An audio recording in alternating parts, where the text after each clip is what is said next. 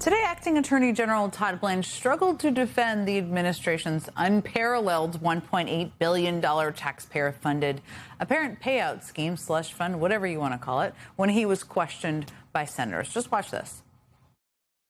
This is an outrageous, unprecedented slush fund that you set up.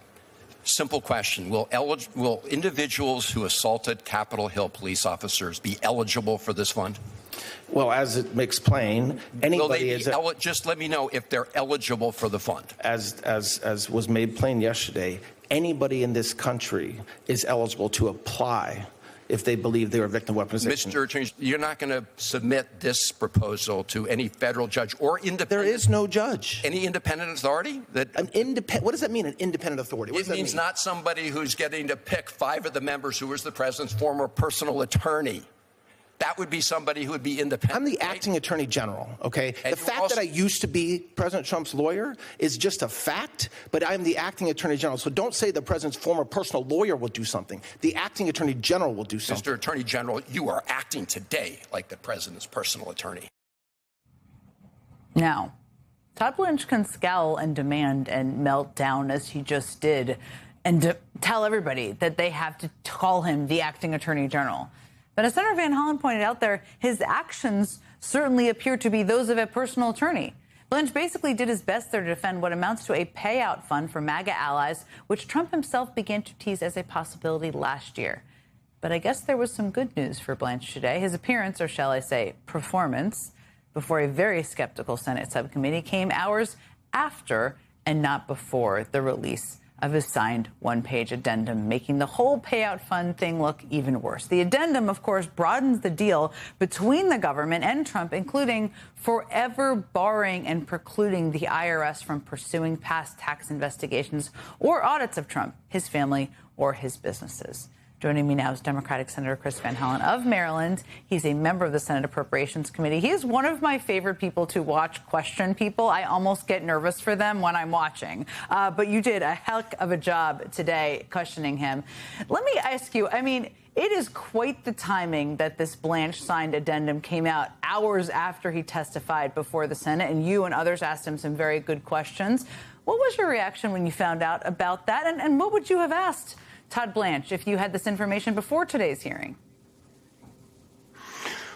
Well, Jen, he clearly had trouble defending the slush fund that they announced just last night.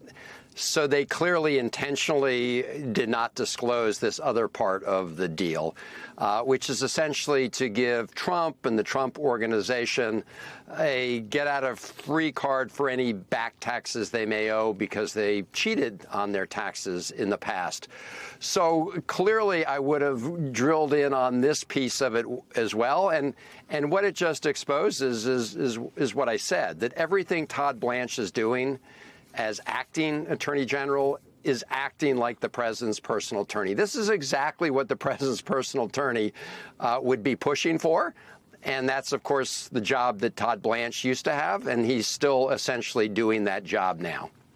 I mean, his personal attorney would also be pushing for him to have a slush fund to pay out to his political allies, which is where we're at.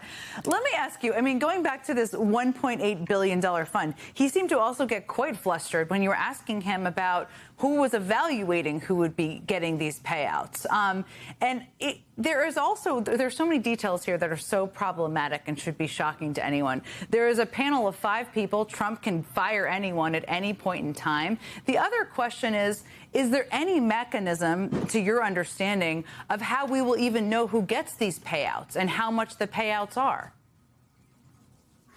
So, no, we won't know. He gave a lot of sort of gobbledygook answers when he was questioned about whether or not they would make all this transparent. The bottom line was that they are not going to promise that they will do that. And, you know, from their perspective, it makes sense because part of the purpose of this fund, Jen, is to pay off people who committed crimes at Donald Trump's urging, that were rioters at the Capitol that beat up Capitol Police.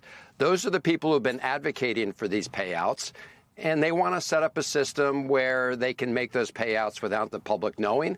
And they want a system where it will be a rubber stamp. So 4 of the 5 members will be picked by guess who? Todd Blanche, the president's former personal attorney, and the other one will be picked by the Republican majority in the Congress. And so it's a complete rubber stamp to do what they want to do. And I think the American people are going to see this for the corrupt pay-to-play scheme that it really is. Yeah, it's hard to imagine, the more people hear about it, that they wouldn't see it that way.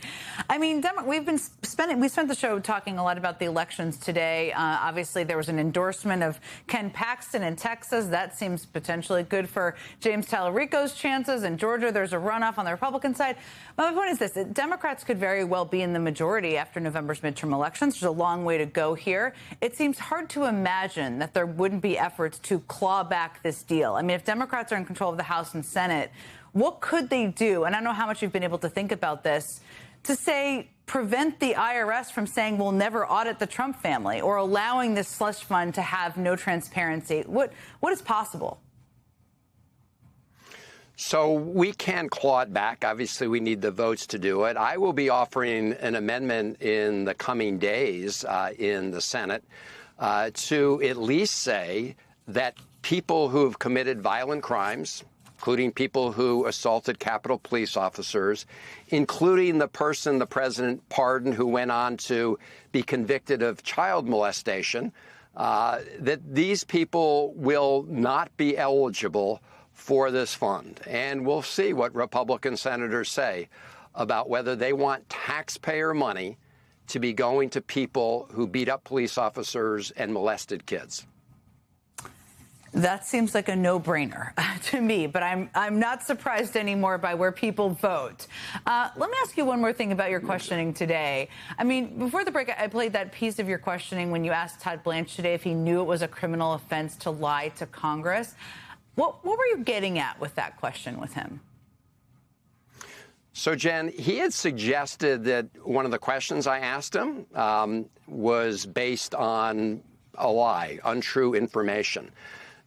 And it wasn't. And so I wanted him to understand that he was getting very close to crossing the line, because I was asking him about this affidavit that I had from a sheriff's department in Florida, where the person who was ultimately convicted of child molestation was saying to the kids that he abused that he would provide them with some of the payout that he was expecting if they shut up. In other words, hush money.